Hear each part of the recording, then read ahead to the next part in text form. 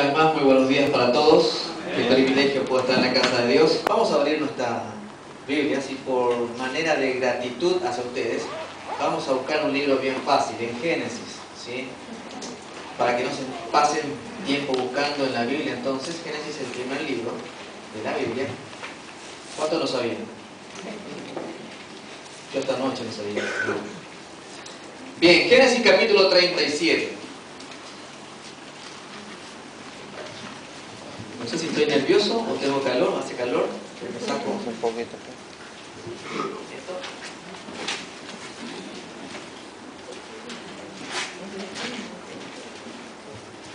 Bien. Recuerdo que, bueno, gracias a Dios últimamente este no es nuestro problema, pero cuando empezamos el seminario, recuerdo el año 2005, mi esposa empezó a internarse cada 3 meses y caía en el hospital. Y caía con una neumonía, con una crisis asmática. La crisis era severa, que no ayudaba en casa al nebulizador, nada de esas cosas, ni tampoco los PAP que recibían, ni corticoides que se aplicaba. Tenían que ir con ella corriendo a la urgencia y para tratar esa crisis. Y venían los médicos, y algo que tal vez, que si tuviste en una guardia, vos estás esperando, pero llega alguien con una crisis asmática, perdiste tu posición, tiene que entrar porque tiene un problema prácticamente ya de respiración y eso llega a ser realmente grave, urgente.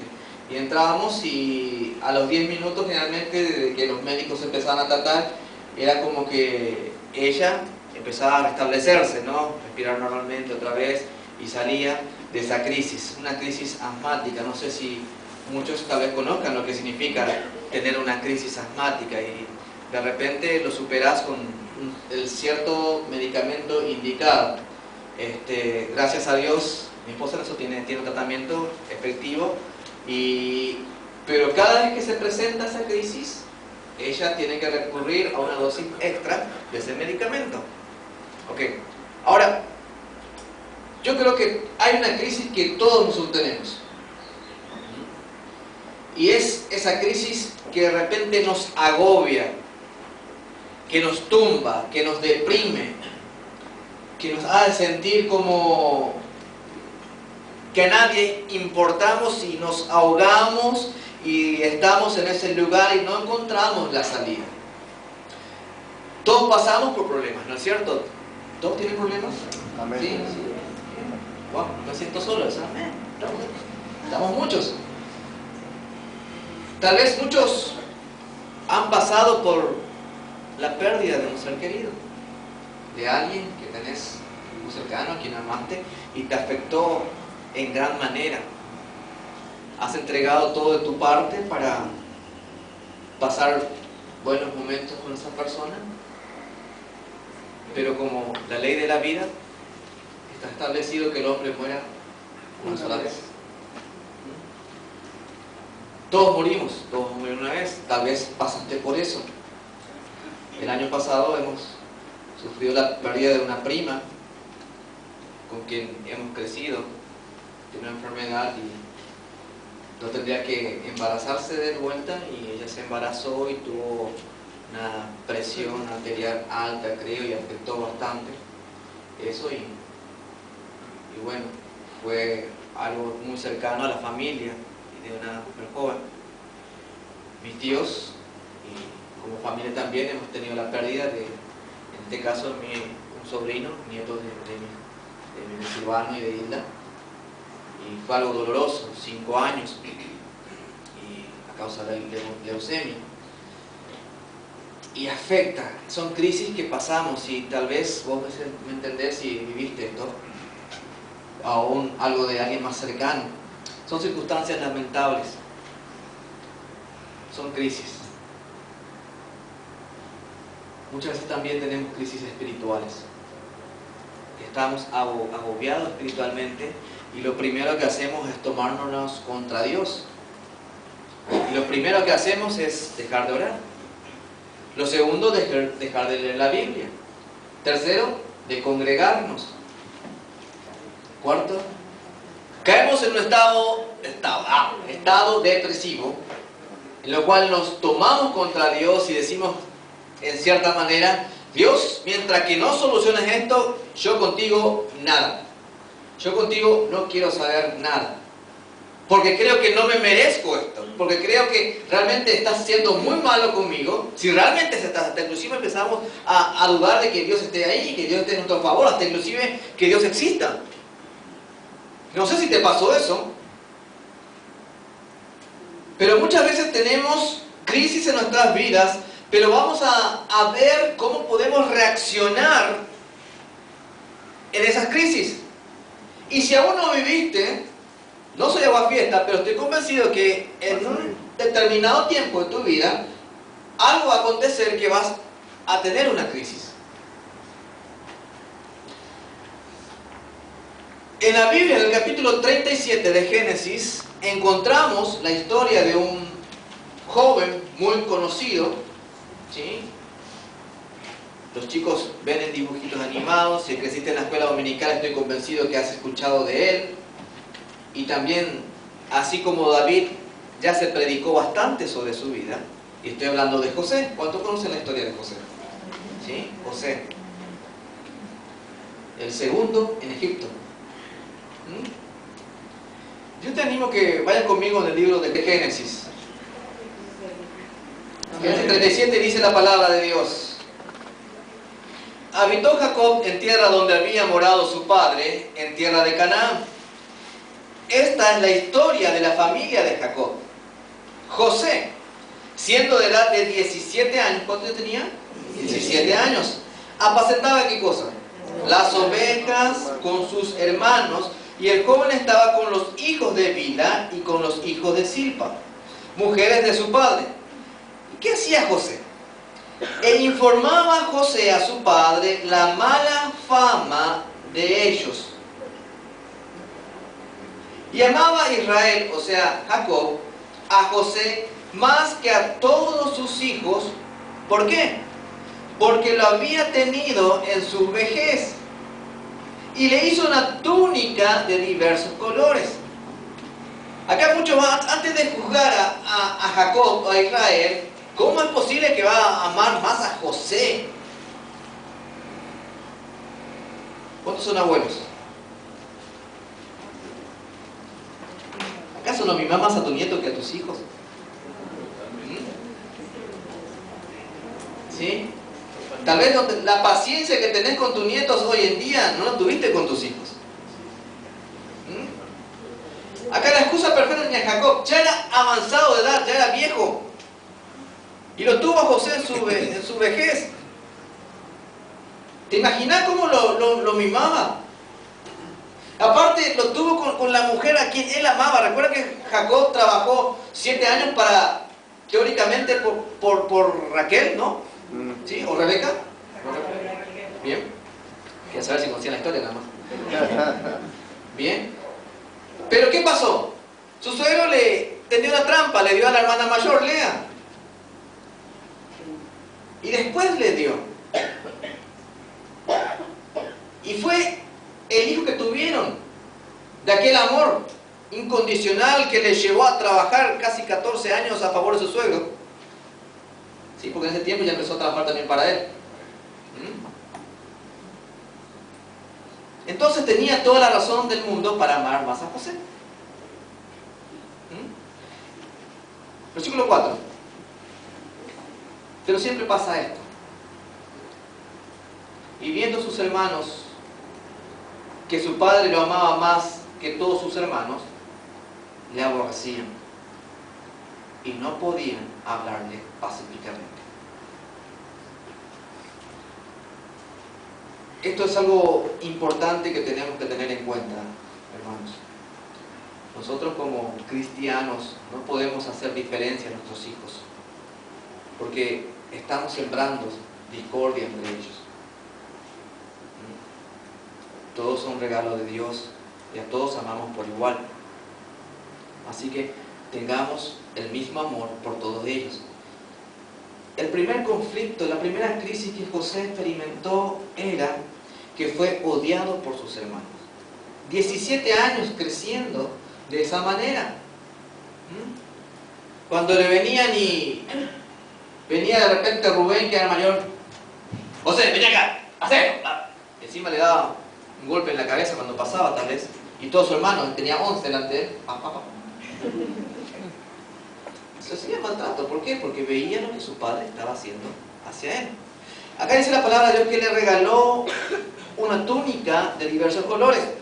Otra traducción a esto sería que tal vez sea una túnica de mangas largas con decoraciones, que en aquella época representaba realmente quien iba a ser el jefe de la familia. Generalmente se le daba al hijo mayor, al primero que había nacido. Recuerden, según las tradiciones, el hijo mayor siempre era digno de doble honor, o sea que recibía la doble ración, la doble porción, más que sus hermanos, porque él iba a quedar como sucesor, como cabeza de la familia. Y tenía otros hermanos mayores que él y veía que su padre lo amaba y que lo consentía, y encima José era el que venía y contaba lo que sus hermanos hacían. ¿Sabes, papá? Que mis hermanos no estaban cuidando la oveja. Estaban jugando a la pelota ya y yo estaba cuidando solo. Podría haber dicho eso. Entonces tenían razones para que lo aborrecieran. La primera crisis que él tenía era entonces esta: no era amado por sus hermanos. No era situación fácil. Sigamos adelante. Vamos al versículo 18.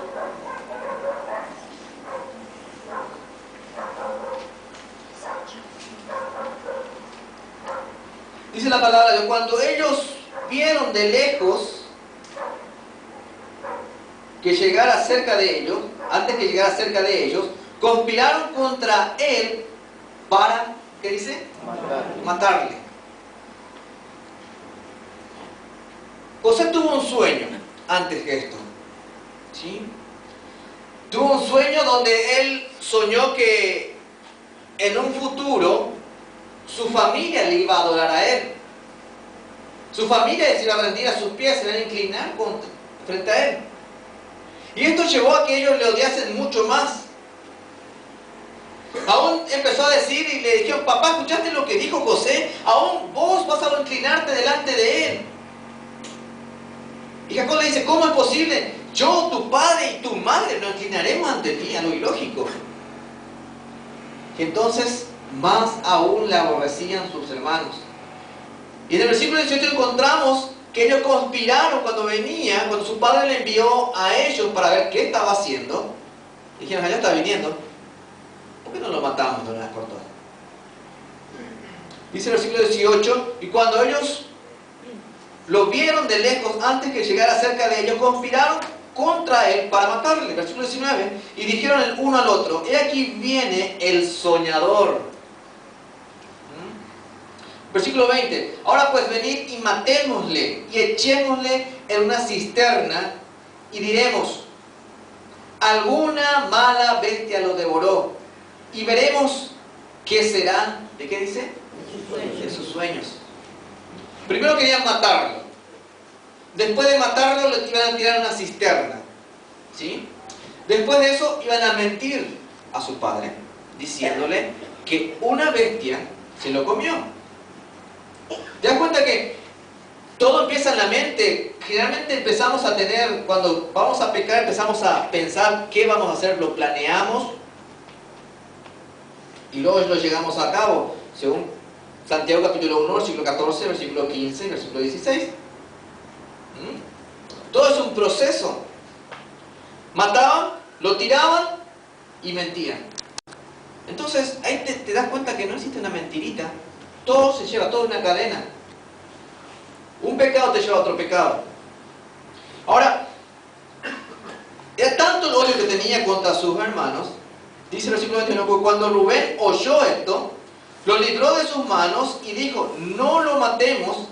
Y les dijo Rubén: no derramaréis sangre, echadlo en esta cisterna que está en el desierto, y no pongáis manos en él, por librarlo así de sus manos. Muchos dicen que tal vez Rubén pensó en su padre, el dolor que iba a tener, entonces tenía la intención que luego regresaría a sacarlo de ese lugar. Sigamos leyendo. Versículo 23. Sucedió pues que cuando llegó José y sus hermanos, ellos quitaron a José su túnica, la túnica de colores que tenía sobre sí, y le tomaron y le echaron en la cisterna, pero la cisterna estaba vacía, no había en ella agua. Versículo 25. Y se sentaron a comer pan, y alzando los ojos miraron, y aquí una compañía de ismaelitas que venía de Galaad, y sus camellos traían aromas, bálsamos y mirra, e iban a llevarlo a Egipto. Entonces Judá, el siguiente en la lista de sus hermanos, dijo a sus hermanos: ¿qué provecho hay en que matemos a nuestro hermano y encubramos su muerte? Venid, vendámosle a los ismaelitas, y no sea nuestra mano sobre él, porque él es nuestro hermano, nuestra propia sangre. Y sus hermanos convinieron con él. Y cuando pasaban los madianitas, los mercaderes, sacaron ellos a José de la cisterna y lo trajeron arriba y le vendieron a los ismaelitas por bien 20 piezas de plata, y llevaron a José a Egipto. Segunda crisis de José. Mira cómo va avanzando, ¿sí? Ellos lo echaron en una cisterna para deshacerse de él. Ya no lo querían, era despreciado. Tercera crisis, fue vendido, ¿sí?, a los ismaelitas. Y luego fue vendido ¿a quién? En Egipto, a Potifar. Capítulo 39, vamos al capítulo 39, ¿sí? 39, versículo 1. Llevado pues José a Egipto, Potifar, oficial del faraón, capitán de la guardia, varón egipcio, lo compró de los ismaelitas que lo habían llevado allá. Los ismaelitas lo compraron de sus hermanos, fue llevado a Egipto y es vendido como esclavo. ¿Ok? Versículo 2. Mas Jehová estaba ¿con quién? Con José. Y fue varón próspero, y estaba en la casa de su amo, el egipcio, y vio su amo que Jehová estaba con él, y que todo lo que él hacía, Jehová lo hacía prosperar en su mano. ¡Qué bendición realmente! Hermanos, busquemos que Dios esté a nuestro favor. Busquemos agradar a Dios. Porque sea cual sea tu situación, sea cual sea tu crisis, Dios lo lleva a bien. Amén. Amén. Dios lo lleva bien. Ahora, cuarta crisis entonces de José, fue vendido como esclavo a Potifar, capitán de la guardia del faraón. Ahí en ese lugar Dios lo hace prosperar, tanto que queda también como segundo, como mayordomo de la casa. Todo lo era lícito hacer en la casa, excepto ¿qué? A ver. Excepto la esposa de Potifar. ¿Cuál es la siguiente crisis que vivió él? La esposa de Potifar trató de seducirlo. Versículo 7 del capítulo 39. Aconteció después de esto que la mujer de su amo puso sus ojos en José y dijo: duerme conmigo. Y él no quiso. Y dijo a la mujer de su amo: he aquí que mi señor no se preocupa conmigo de lo que hay en casa, y ha puesto en mi mano todo lo que tiene. ¿Cuánto ha puesto en su mano? Todo lo que tiene. No hay otro mayor que yo en esta casa, y ninguna cosa que me ha reservado sino a ti, su esposa. Por cuanto tú eres su mujer, ¿cómo pues haría yo este grande mal y pecaría contra Dios?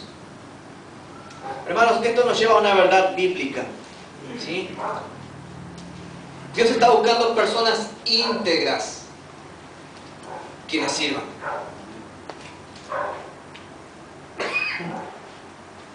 No me respondas, pero ¿cuál sería tu actitud en esta cena? Dios está buscando personas íntegras. Y recuerda esto: cuando pecas, estás pecando primeramente delante de Dios, contra Dios. Cuando yo peco, Si caigo en adulterio, sí estoy pecando contra mi cuerpo, contra mi esposa, pero sobre todo estoy pecando contra Dios, quien es santo, santo, santo. Joven, si tienes relaciones sexuales antes del matrimonio, no estás pecando simplemente contra tu cuerpo y contra la mujer o contra el chico con quien tenés relaciones. Estás pecando contra Dios. ¿O no sabéis que vuestro cuerpo es cuerpo del Espíritu Santo de Dios y no soy vuestro? Porque fuimos comprados por precio. Y ese precio fue la sangre de Cristo Jesús derramada en la cruz del Calvario. No tomes a la ligera un pecado sexual. No lo tomes. Varón, dama, no lo tomes. Eso es algo momentáneo, tal vez trae placer en el momento, pero su fin es muerte. Y no hay nada peor para un cristiano que tener una muerte espiritual.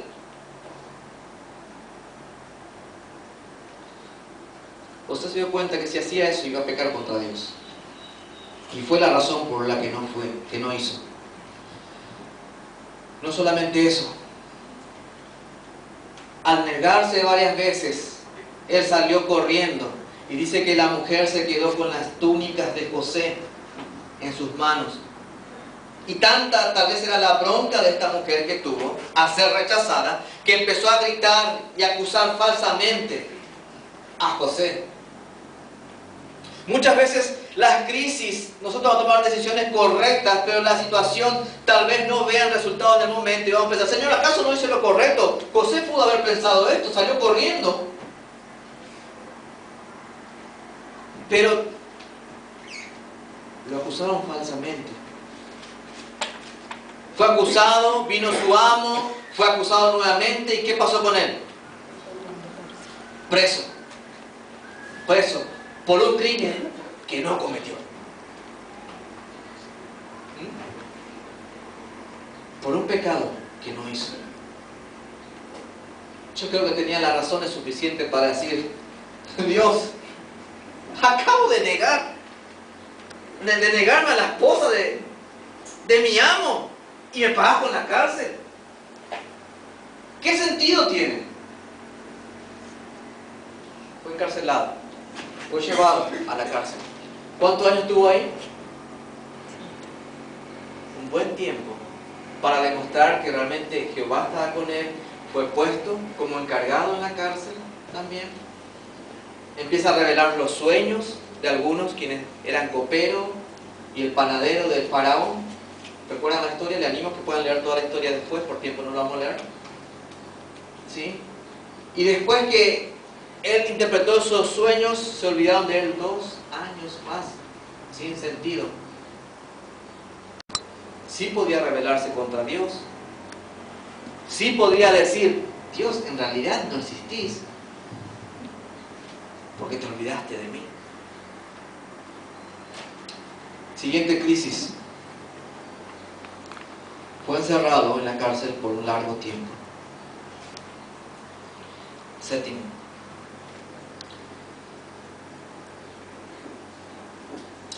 Capítulo 41.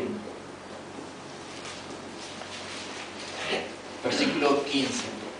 Bien sabemos que Faraón tuvo unos sueños que él llamó a sus sabios, nadie podía interpretar, hasta que de repente el copero se recuerda, yo en la cárcel, ¿sabes qué? Cuando estuve allá hace 2 años atrás, había un joven que me interpretó mis sueños y también del panadero que murió. Tal vez él nos ayude. 2 años. 24 meses. Hasta ahí no hay matemática, no sé cuánto dice. 24 cuotas, lo que sacan cuotas, ¿saben lo que es para 24 meses? ¿No? ¿Se acuerdan de él?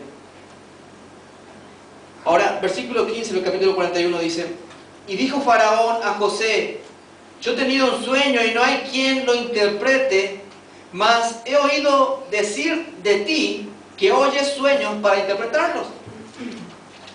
Ahora, respondió José a Faraón, sí, yo tengo ese talento, yo tengo ese don. Yo. dice?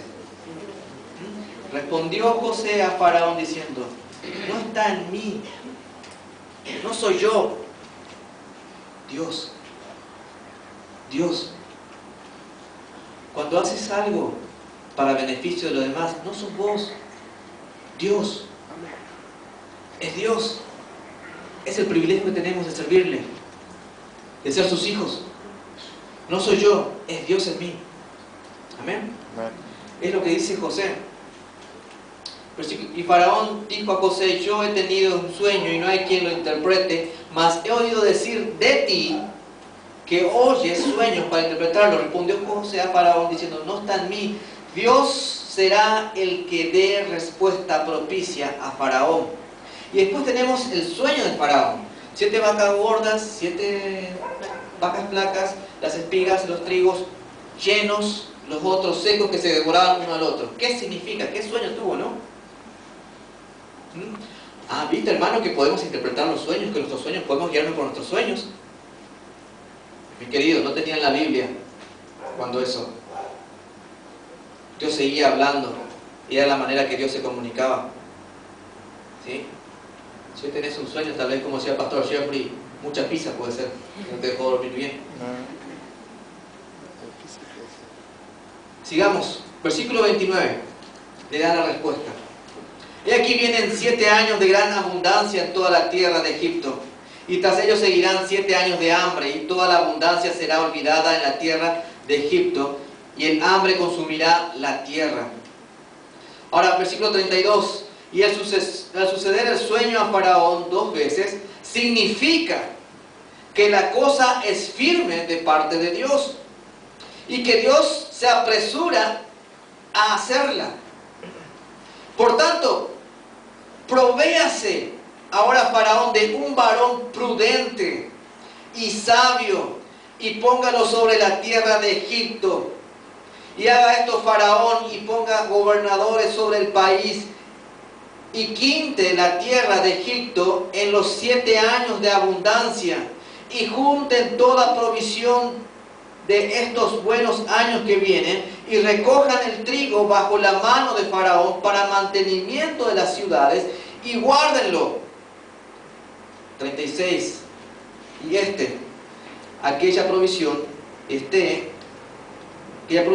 depósito para el país, para los 7 años de hambre que habrá en la tierra de Egipto, y el país no perecerá hambre. ¿Cuál fue la 7ª crisis que tuvo José? Estuvo delante del Faraón. Su vida estaba en peligro. Si no tenías confianza en Dios, estaría temblándole las rodillas. Porque su vida estaba en juego. ¿Sí? El Faraón tenía la potestad de darle vida o darle muerte. Ahora, tal era su confianza en su Dios, aún después de estas 6 crisis anteriores que vivió, que aún él sabía y conocía que Dios estaba con él.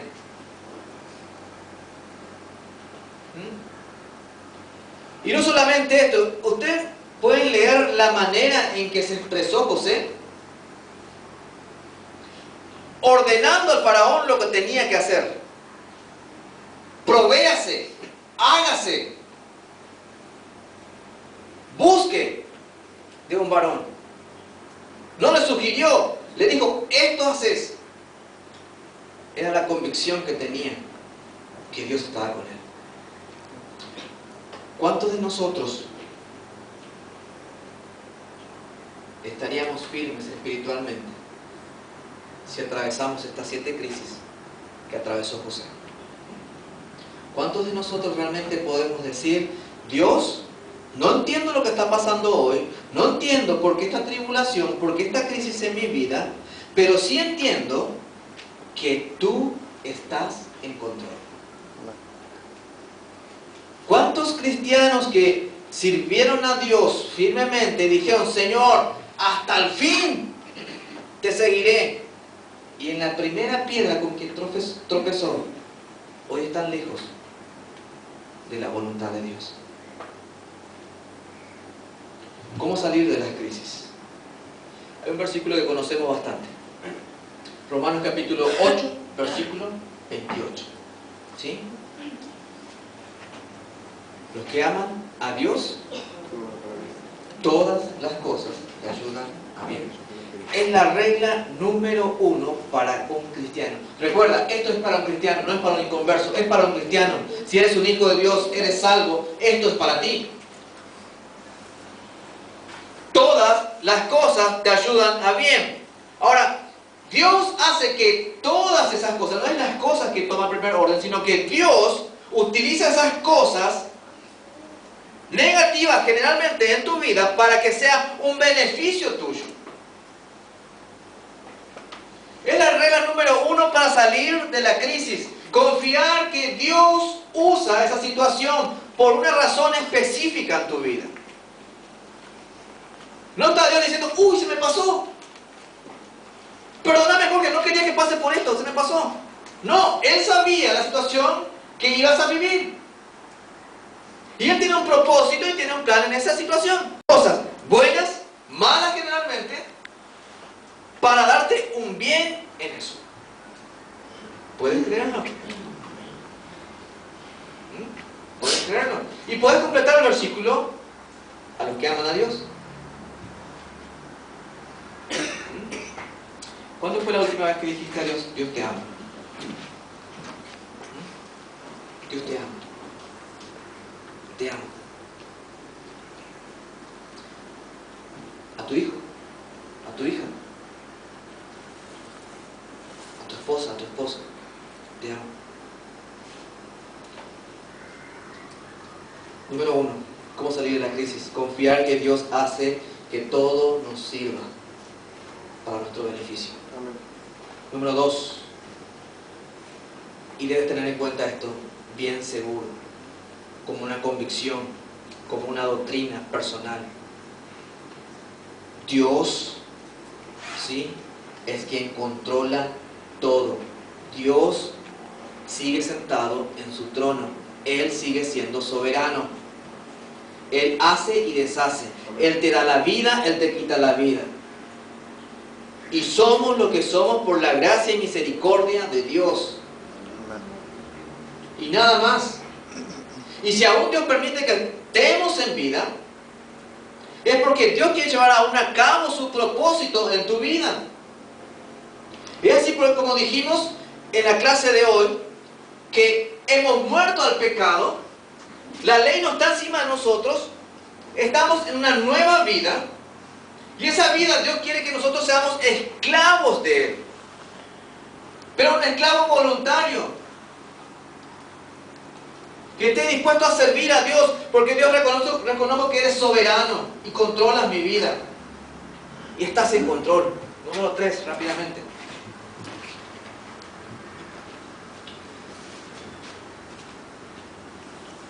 Isaías 55, esto es muy importante que lo lean, porque muchas veces lo conocemos pero lo olvidamos. 55 del libro de Isaías, versículos 8 y 9.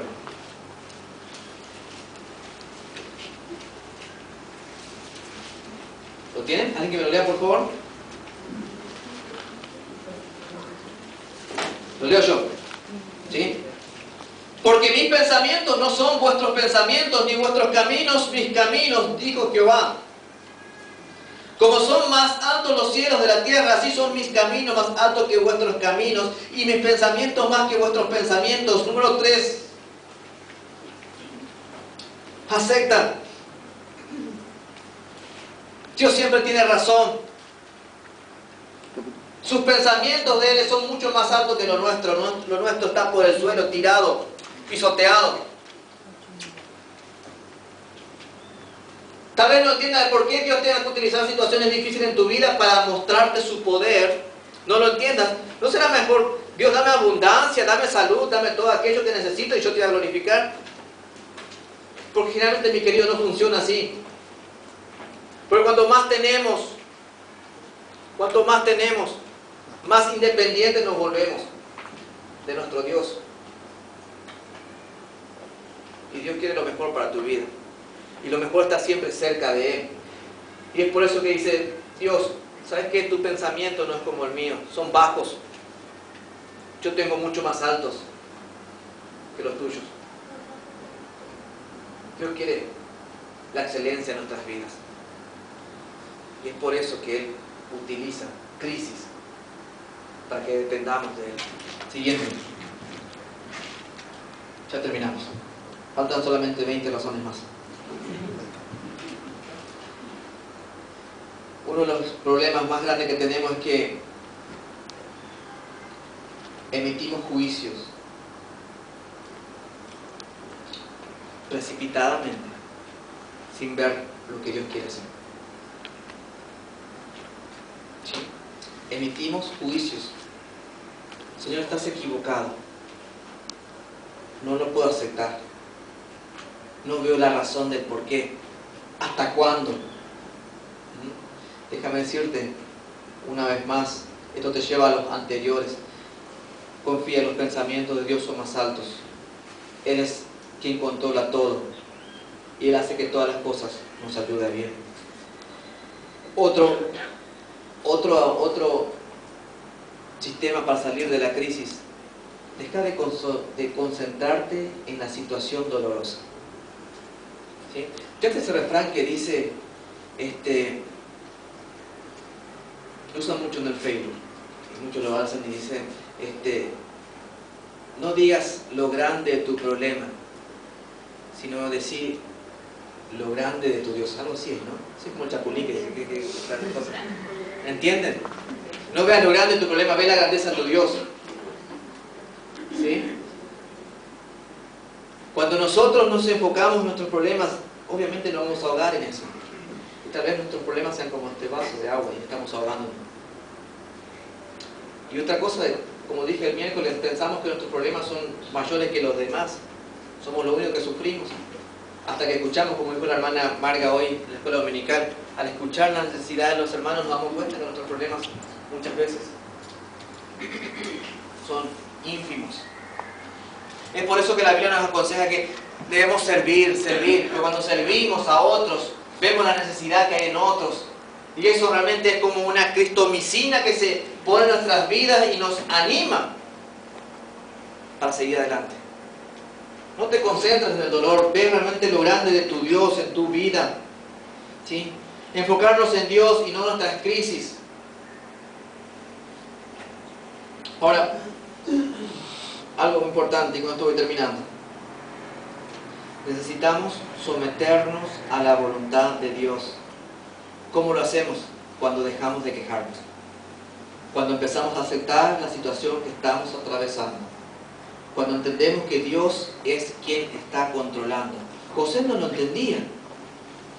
¿Sí? Tal vez de los hermanos que lo desprecian, sí, puede ser que su papá puede haber pensado, sí, por culpa de mi papá. O porque soy chismoso. Por eso me odian. Pero tanto para que me vendan. Tanto para que deseen mi muerte. Tanto para que me acusen de algo falso y esté más de 2 años en prisión. No entendemos lo que Dios quiere hacer. No sé cuánto tiempo de sufrimiento, no sé cuánto tiempo de dolor, no sé cuánto tiempo venir luchando con esto, pero Dios sí sabe el por qué y hasta cuándo.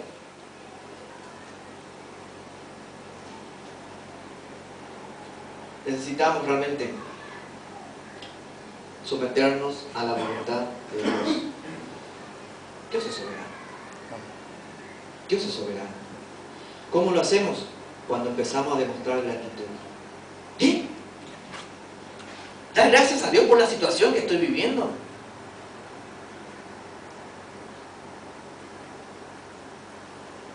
Todas las cosas nos ayudan a bien. Todas las cosas. Así es. Dios se vale de circunstancias una vez más para traerte a Él, aferrarte a Él. Y no quiero preguntar porque sé que hay 50.000 testimonios aquí entre los 100 que estamos, ¿sí?, de cómo Dios se valió de situaciones difíciles en nuestras vidas para acercarnos a Él. Es así. Entonces, damos gracias a Dios. Damos gracias a Dios. Y cosas como No te dejes dominar por tus emociones, son cambiantes. ¿Sí? Puede ser que estés bien, yo confío en Dios, hasta que de repente te duele la cabeza y ¿dónde está Dios? Tus emociones cambian. Confía en Dios, aferrate a Dios. ¿Sí? Dios tiene la solución. Es más, con esto no digo que no te vayas al médico, con esto no digo, pero he leído la vez pasada un artículo que decía que muchos cristianos conocen más de su enfermedad, de lo que están padeciendo, que de Dios. Es algo triste. Que pasan más tiempo viendo, averiguando y... Sin embargo, Dios, hey, yo te creé. Estás así porque yo quiero y yo sé hasta cuándo.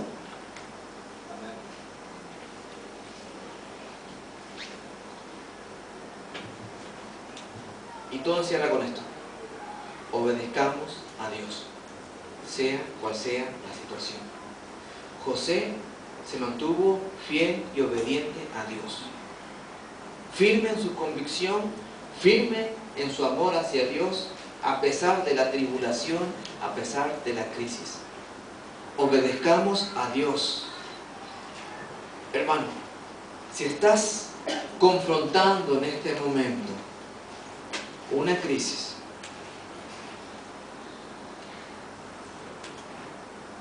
creo con todo mi corazón que Dios quiere cambiarlo.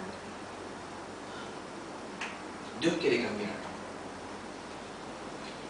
Pero Él no lo va a cambiar hasta que desarrolle lo que tiene destinado para tu vida. Hasta que no alcances el punto a donde Él quiere llevarte. Y por cierto, como cristianos, Cristo mismo nos dijo que vamos a padecer persecución. Cuando más trates de amoldarte a Cristo, el mundo, el sistema de este mundo, más te va a aborrecer. Cuanto más quieras aferrarte a Dios, las personas que te rodean, que no tienen a Dios, más te van a aborrecer. Porque tu actitud, tu manera de ser, lo va a revelar la condición en que ellos se encuentran.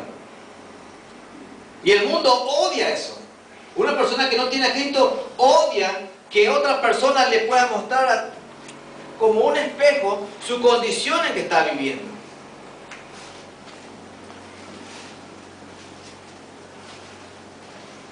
Pero Dios quiere llevarte al punto que tiene preparado para tu vida.